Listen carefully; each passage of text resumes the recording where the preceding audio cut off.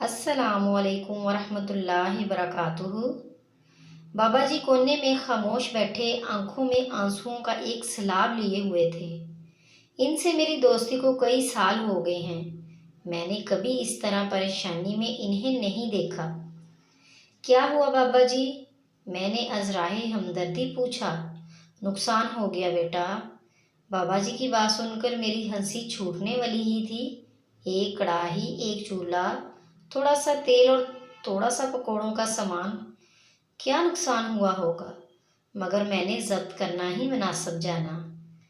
پوری زندگی کی محنت بے سود ہو گئی بیٹا، نہ جیب بھری نہ جھولی، کام دھندے کا گر ہی سمجھ نہیں آیا۔ محنت محنت محنت سب بے سود۔ کاروبار سمجھ بھی آیا تو اس عمر میں جب زندگی کی ناؤں نے ہچکولے کھانے شروع کر دیے ہیں۔ بابا جی کی باتیں اکثر میرے سر سے گزر جاتی ہیں۔ آج بھی ایسا ہی تھا۔ اتنا اچھا کاروبار تھا، 1 لگاؤ 70 کماؤ، یہاں بھی وہاں بھی۔ نقصان کا فکر نہ غم، یار کسی نے بتایا ہی نہیں۔ پکوڑے بنانے میں ہی عمر گزار دی میں نے۔ آج کون مسیحا آ گیا آپ کے پاس؟ میں نے ازراہ مذاق پوچھا۔ وہ سامنے دیکھ رہے ہو؟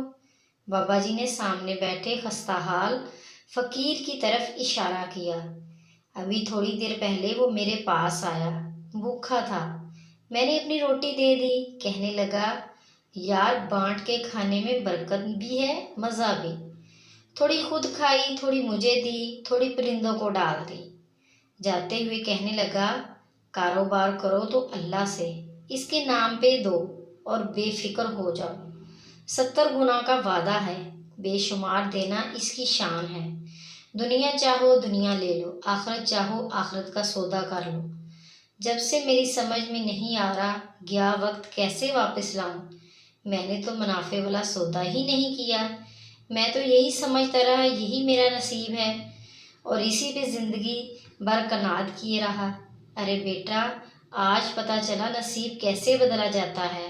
خود بھی اللہ کے ہو جاؤ اور جو کچھ پاس ہے وہ بھی اللہ کی رضا پہ دے ڈالو۔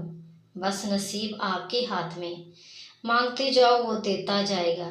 پریشان ہوں اتنی دیر کیوں ہو گئی؟ یہ کہتے ہی بابا جی نے زاروں قطار رونا شروع کر دیا۔